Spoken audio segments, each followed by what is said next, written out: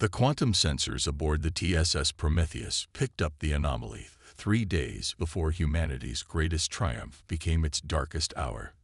Dr. Sarah Chen stood at the observation deck, her dark eyes fixed on the holographic display showing the approaching vessel. After centuries of wondering if we were alone in the universe, first contact was about to become reality. The alien ship emerged from the darkness of space like a crystal cathedral catching starlight. Its bioorganic architecture unlike anything humanity had ever conceived.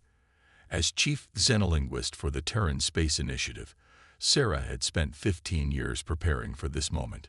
Yet nothing in her training had prepared her for the sheer beauty of the vessel approaching Nova Prima, humanity's first interstellar colony. Energy signatures are stable, reported Commander James Rodriguez from the bridge. They're maintaining their current vector and speed. No signs of weapons charging. His voice carried the weight of responsibility. 20 million colonists lived on Nova Prima below, all of them now depending on the Prometheus crew to ensure first contact went smoothly. The alien vessel, which they would later learn belonged to the Nexar Empire, had responded to humanity's greeting broadcasts with its own message of peace. The transmission had been elegant in its simplicity, mathematical sequences proving their intelligence, followed by images suggesting peaceful intentions. Sarah had been impressed by their apparent sophistication and eagerness to communicate. That should have been the first warning sign. The Nexar ship's initial transmission was received by Nova Prima's quantum array 18 hours ago. In that time, Sarah and her team had made remarkable progress in establishing basic communication protocols. The aliens seemed to grasp human languages with unprecedented speed, almost as if they'd studied them before. That should have been the second warning sign. Commander Rodriguez authorized the Nexar delegation to dock with the Prometheus. Sarah stood in the reception area alongside the ship's senior staff, her heart pounding as the airlock cycled. The doors parted to reveal beings that appeared almost human-like in their basic form, bipedal, with 2 arms and a head. But their skin had a translucent quality that seemed to shift colors with their movements. Their eyes were large and entirely black, reflecting the station's lights like pools of oil. The Nexar ambassador, who introduced himself as Valar, spoke perfect English. "We bring greetings from the Nexar Empire," he said, his voice carrying an almost musical quality. "We have watched your species' development with great interest." That should have been the final warning sign. But humanity, in its eagerness to join the galactic community, missed all the signs. The Nexar spoke of cultural exchange, of technological sharing, of guiding humanity to its rightful place among the stars. They requested a tour of Nova Prima's quantum computing facilities, claiming an interest in humanity's unique approach to artificial intelligence development. Sarah felt the first real tremor of unease when she noticed the Nexar delegation paying particular attention to the colony's defensive systems during the tour. Their questions, while seemingly innocent, focused heavily on humanity's technological capabilities, especially in the areas of quantum computing and AI integration. The attack came without warning. One moment, Sarah was explaining human linguistic patterns to Valar in the colony's central plaza. The next, the sky above Nova Prima erupted with the arrival of hundreds of Nexar warships, dropping out of what appeared to be artificial wormholes. The peaceful delegation revealed their true nature, their skin hardening into organic armor as they drew weapons that had been concealed within their very bodies. "Your species has developed something quite extraordinary," Valar said, his voice now cold and mechanical. "The Nexar Empire claims all advanced technology as our divine right. Your quantum AI innovations will serve a greater purpose under our guidance." The colony's defensive systems, which had been subtly compromised during the peaceful tour, failed to activate. Nova Prima's quantum shield grid remained dormant as the first wave of Nexar weapons fire struck the surface. Millions of colonists watched in horror as their sky turned to fire. Commander Rodriguez managed to get the Prometheus free of its docking clamps, but the vessel, designed for exploration and diplomacy, stood little chance against the Nexar fleet. As the ship attempted to jump to quantum space, Sarah watched through the observation deck windows as Nova Prima burned.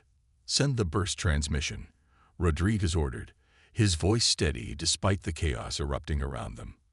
"Earth needs to know. They need to understand what we're dealing with." The Prometheus's quantum communicator fired its message into the void just before a Nexar energy lance cleaved the ship in two, Sarah's last conscious thought, as the observation deck's atmosphere vented into space, was not of fear or defeat. It was of the quiet fury building in her chest, the same fury she knew would soon spread across every human world and colony. The Nexar Empire had made a fundamental mistake.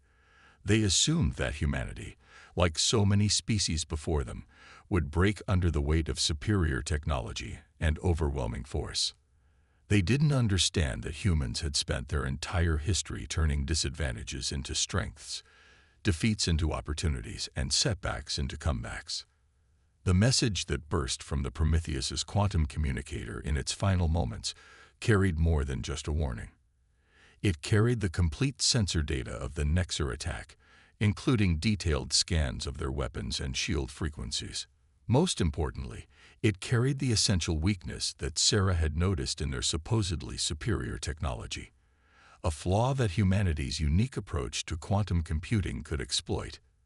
The Nexar Empire thought they were demonstrating their power. Instead, they had just shown humanity exactly how to defeat them.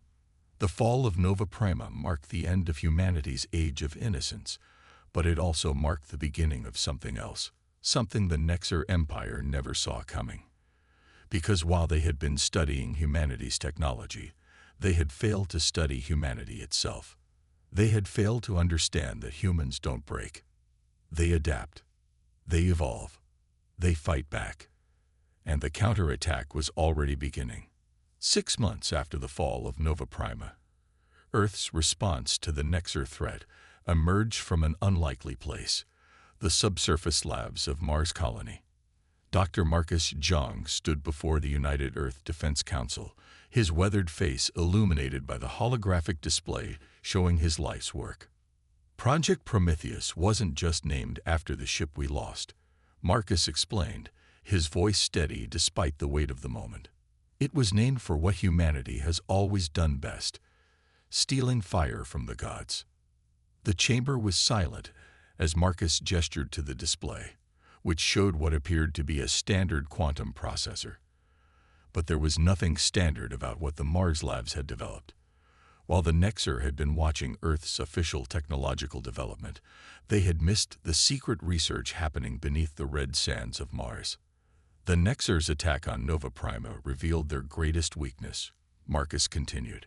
Their entire empire is built on stolen technology, pieces of different civilizations cobbled together without true understanding.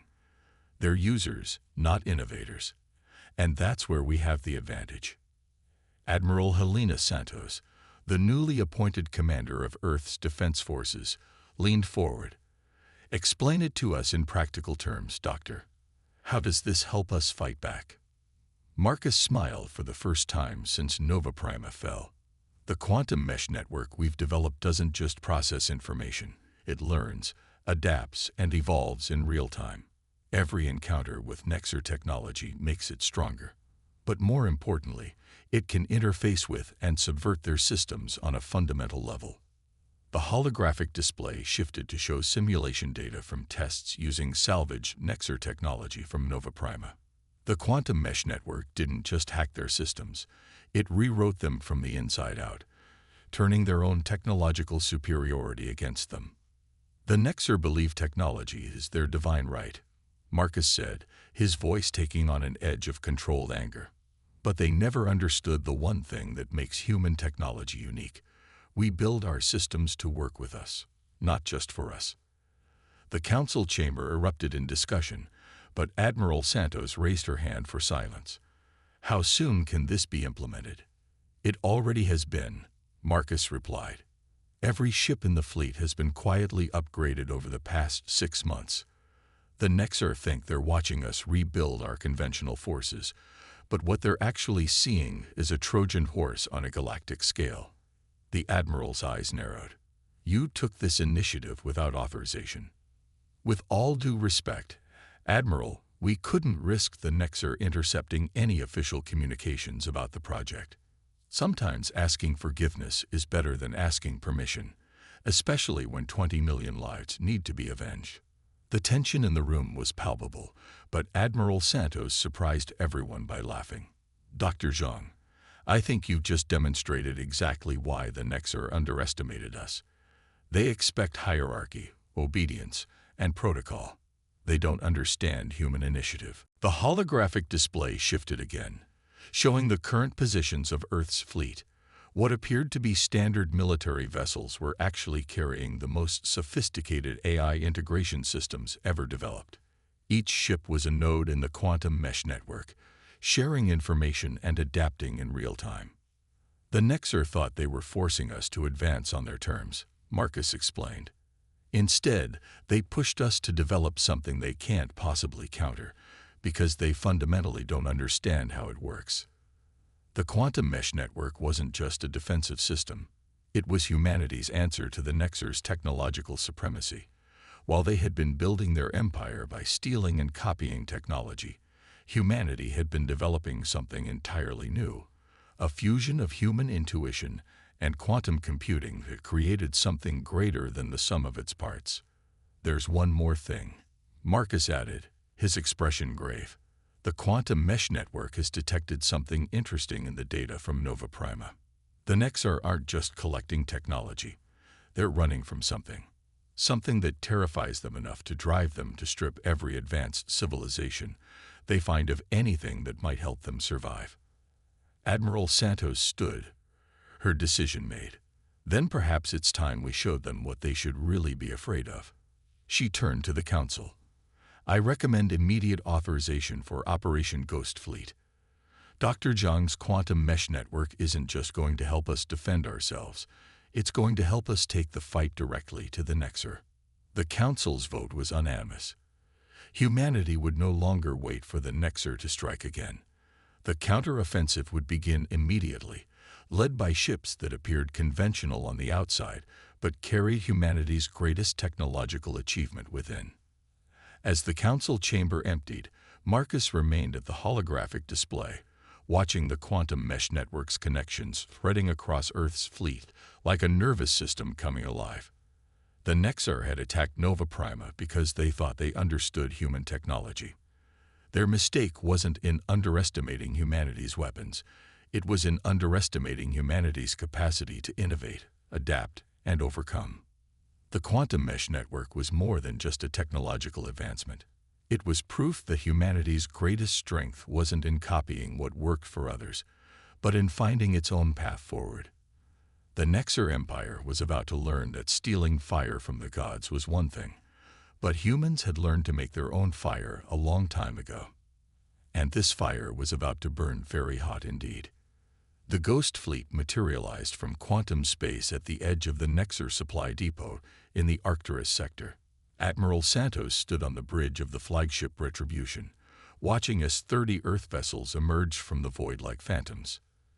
To the Nexer sensors, they would appear as simple merchant ships, exactly the kind of prey their empire typically hunted. All ships reporting successful quantum mesh synchronization.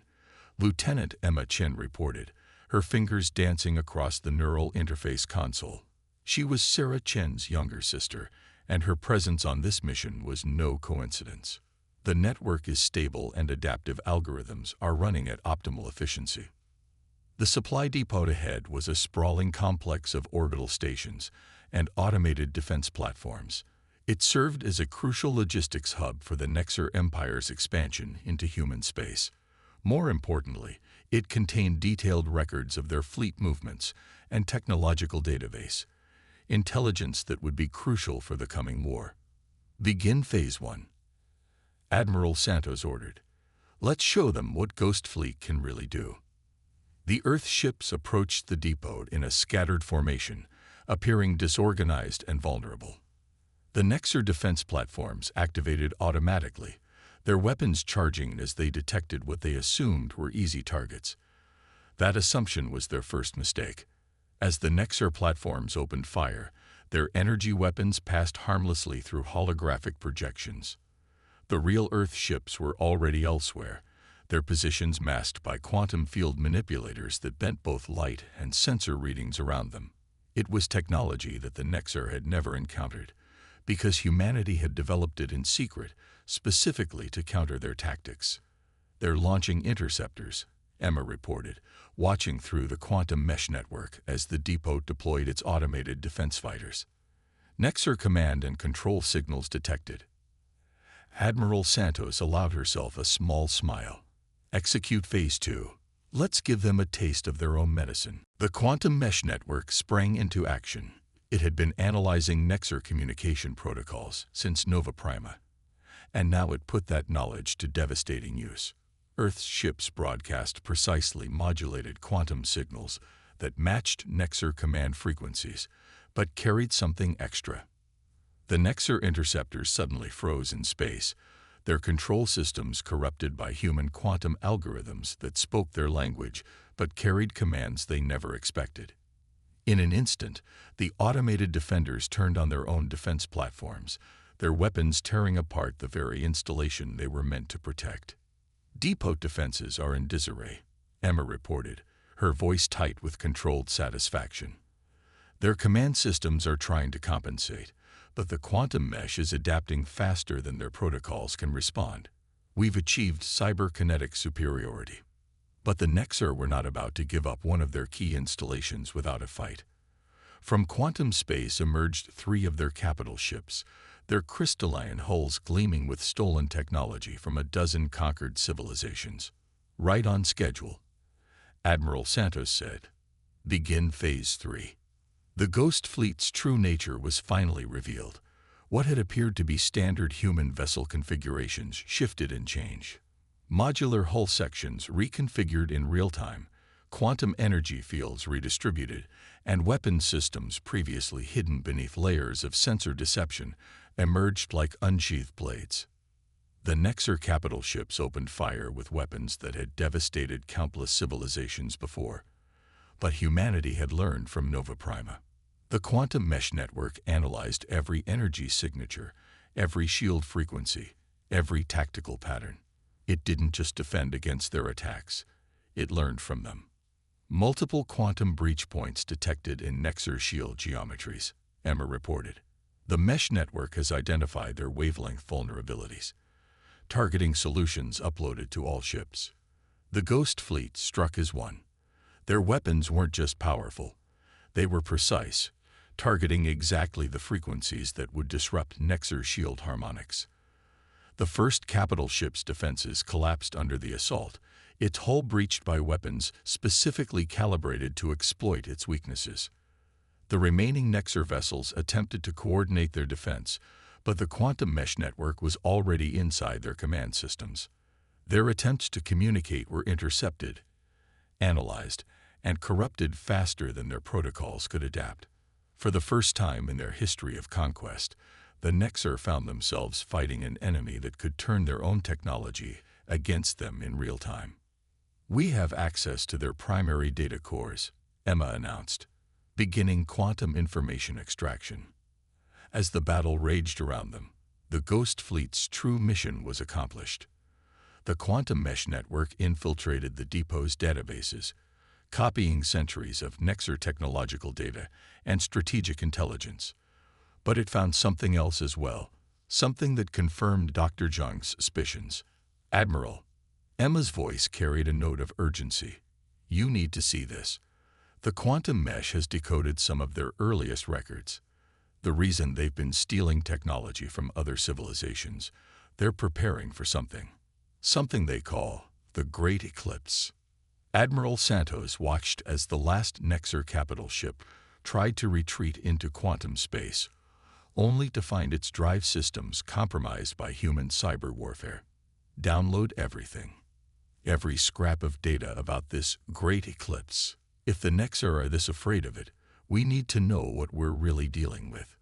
The battle ended as quickly as it had begun. The Nexar supply depot, one of their most secure installations, had fallen to a human fleet they never saw coming until it was too late. As Ghost Fleet secured their prize, Admiral Santos knew this was only the beginning. "Send word to Earth," she ordered. Operation Ghost Fleet was a success. But more importantly, tell them we need to accelerate our plans. The Nexar aren't just our enemies. They might be the harbinger of something far worse.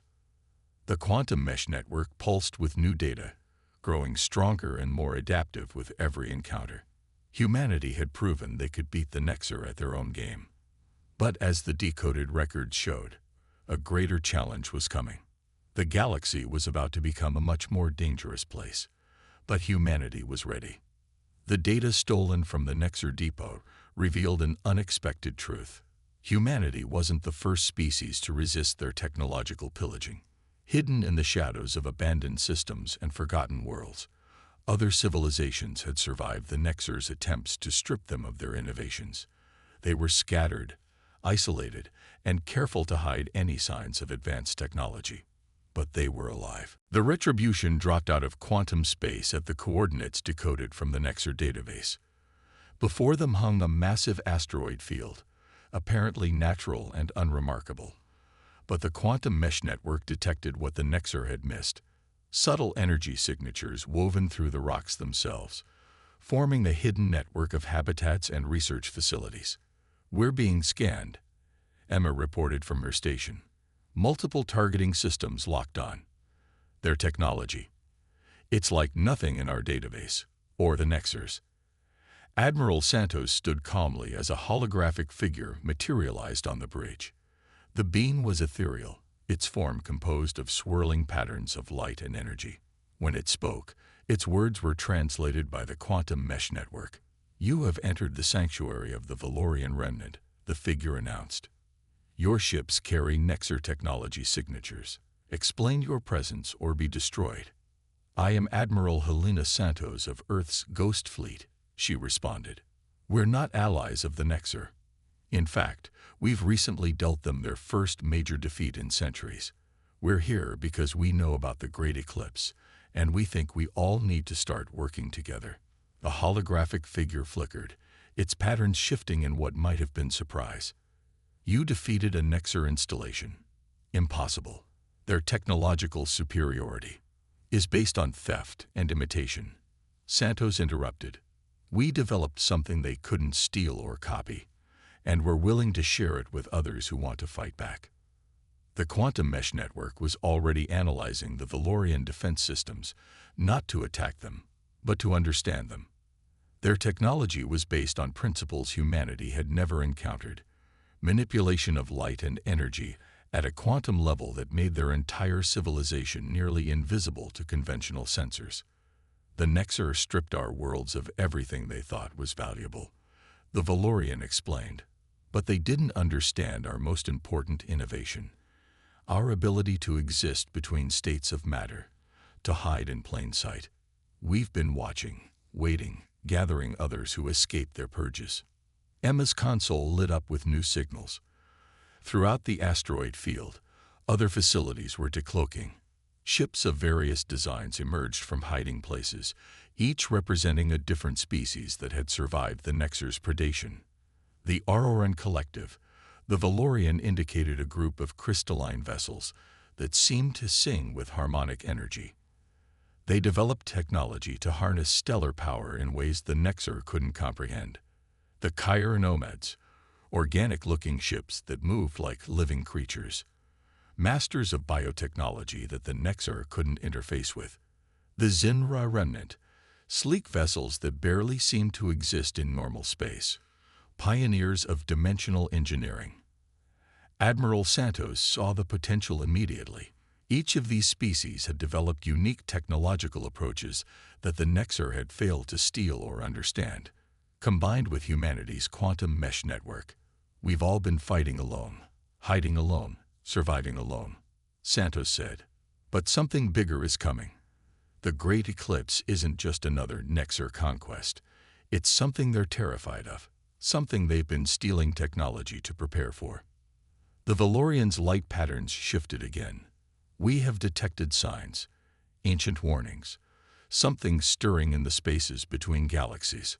The Nexar's fear is justified, but their response, Stealing and hoarding technology they barely understand will not save them or anyone else. Then let's show them a better way, Santos proposed. Humanity's quantum mesh network doesn't just copy or steal. It learns, adapts, and grows. It can interface with any technology, understand it, and help it evolve. If we combine our different approaches, the various alien ships moved closer, their leaders now joining the conversation through their own holographic projections. The Auroran representative spoke in pulses of light that the mesh network translated. We have watched humanity's rise. You achieve in decades what takes others centuries. Your adaptability is exactly what we all need. The Kyre representative finished, its bioorganic form shifting with emotion. The Nexer's mistake was thinking technology alone brings supremacy. But it's the innovation, the creativity, the willingness to try new approaches. The things that can't be stolen, Santos agreed. They took our colony, killed our people, thought they could break us. Instead, they showed us exactly how to beat them. And now, they've unknowingly helped us find allies they never knew existed. The Valorian's form stabilized, taking on a more definite shape. There are others like us, hidden, waiting. If humanity can truly offer a way to fight back. More than that, Santos said, we offer a way to unite. The quantum mesh network can bridge our different technologies. Let us work together in ways the Nexer never imagined possible. They've spent centuries taking apart pieces of different civilizations. We're offering a chance to see what happens when those civilizations work together willingly. The various alien leaders conferred among themselves, their different forms of communication, creating a strange symphony that the quantum mesh network worked to interpret. Finally, the Valorian spoke for them all. We accept your proposal, Admiral Santos. The Nexer believed they had eliminated any possibility of resistance by keeping potential allies separated and afraid. In doing so, they created exactly the circumstances that would bring us all together. As the alliance was formalized, Emma's sensors detected new signals. Admiral, more ships decloaking. Word is spreading through hidden channels we didn't even know existed.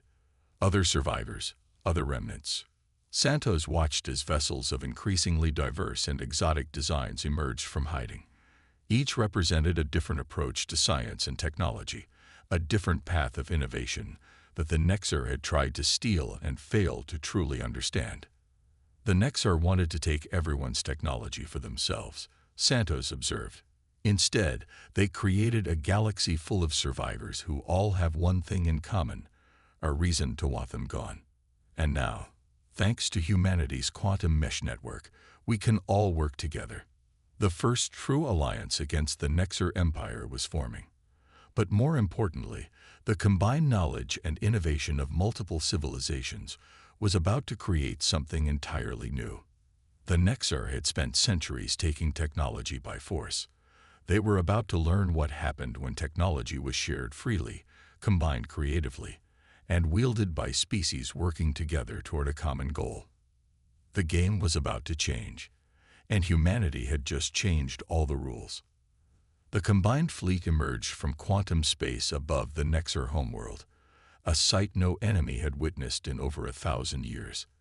The Retribution led the formation, its hull now enhanced with Valorian light-bending technology and Auroran power systems.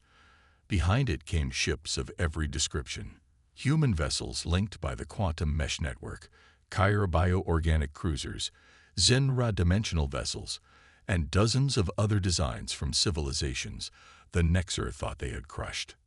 Admiral Santos stood at her command station, the quantum mesh network showing her not just sensor data, but the combined tactical awareness of every allied species. The Nexer home system was heavily defended, bristling with weapon platforms and patrol fleets built from stolen technology. But that technology was about to become their greatest weakness. All fleet elements reporting ready, Emma announced, her neural interface now upgraded with Valorian quantum consciousness protocols. The mesh network has mapped their entire defense grid, every piece of stolen technology they're using. We know exactly how to turn it against them. The Nexer had detected their arrival. Of course. Their response was immediate and massive. Waves of crystalline warships rising from orbital positions, automated defense platforms powering up, weapon systems charging.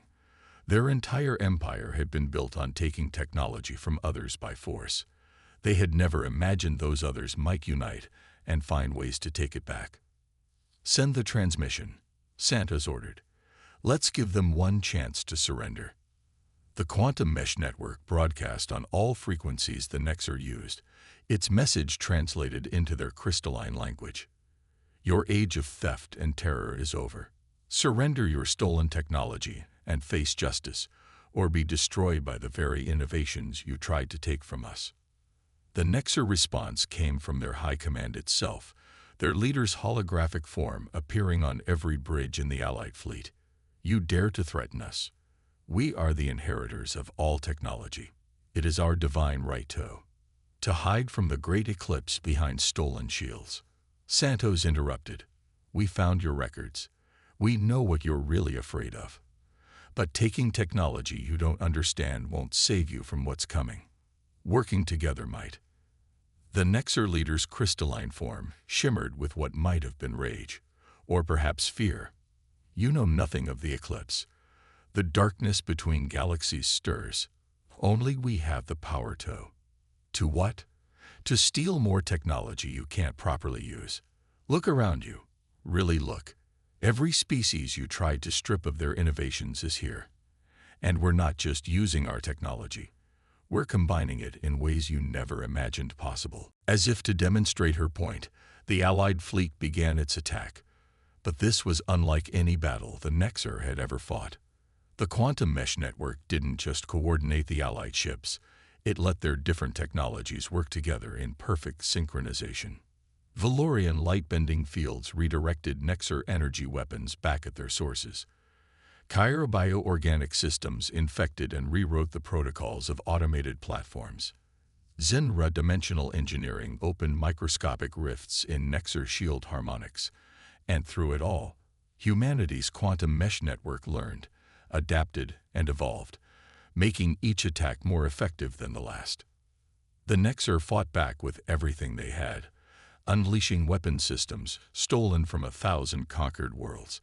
But every piece of technology they used was known to at least one species in the Allied fleet. The quantum mesh network could counter each system because the original innovators were there to help understand it properly. "Their orbital defenses are collapsing," Emma reported. "The mesh network has control of 60% of their automated systems. Their stolen technology is being turned against them faster than they can compensate." The Nexar fleet began to fall back, their formations breaking as systems they thought they controlled suddenly turned against them. Ships built with stolen Valorian technology became invisible to their sensors. Weapons based on Auroran designs stopped responding to their commands. Defensive screens incorporating Kyr elements began evolving in ways they couldn't predict. "They're trying to activate some kind of super weapon," Emma announced, monitoring the quantum mesh network's analysis. "Something they built to fight the eclipse, but they can't control it properly. The energies are becoming unstable." Santos watched as a massive structure in Nexar orbit began to power up, its crystalline surface crackling with energies its builders didn't fully understand. "They're going to get themselves killed. All ships, focus your fire on that weapon. We need to shut it down before." The super weapon exploded spectacularly, the blast contained by quickly erected Zinra dimensional fields that protected both sides from the destruction. In that moment, watching their ultimate weapon destroy itself, the Nexar finally seemed to understand what they had wrong all along. The High Command's transmission cut through the chaos. "Stop. We surrender. You've proven your point. Technology without true understanding is worse than useless."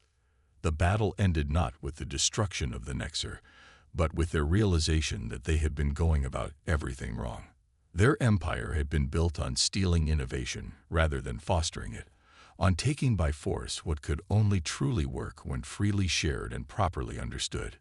In the aftermath, as the Allied fleet secured the Nexar homeworld, Admiral Santos stood with representatives from every species involved in the victory. The quantum mesh network translated their various forms of communication as they discussed not just the end of the Nexar Empire, but the beginning of something new. The Great Eclipse is still coming, the Valorian representative noted, its light patterns shifting thoughtfully. The Nexar were right to fear it, but their response was exactly wrong. Santos finished. They thought gathering technology by force would save them. But it's not the technology itself that matters. It's the innovation, the understanding, the ability to work together and create something greater than the sum of its parts.